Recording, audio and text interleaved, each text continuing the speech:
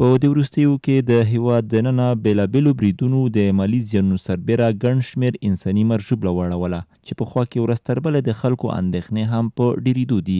په خوست کې هم په دې اړه بېلابېل نظرونه شتون لري.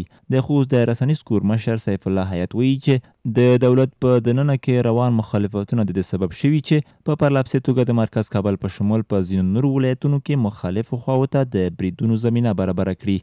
د خوست د شیخ زاید پوهنتون استاد نجیب تڼیوال وایي چې د ګڼ شمېر ګوندونو رامنځته کېدل او ورسره په خوا کې د بهرنیو هیوادونو سپورټ هم د دې سبب شوی چې د بندنیو هیوادونو شومو اهدافو پلي کولو ته لار هواره کړي. خو متاسفانه په افغانستان کې تاسو ګورئ چې تقریبا د کم و زیات تر د سلو په شاوخوا کې سیاسي احزاب فعالیتونه کوي چې د دې یو عمده لامل هم همدغه دی چې زموږ څومره سیاسي احزاب چې دلته فعالیت کوي نو دا یو په اصطلاح یو سپورټ لري، خارجي سپورټ لري.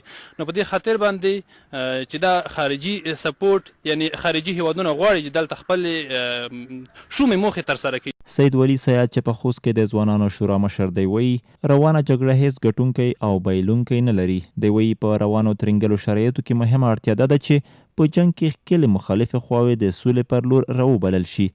په مخالفینو غږ کوو چې را دې شي لکه حزب اسلامي چې سوله وکړه، همداسې د دوی هم د دولت سره سوله. کابل، ننګرهار، غزني او ځین نور ولایتونه په دې وروستیو کې د خونړیو بریدونو شاهدان وو.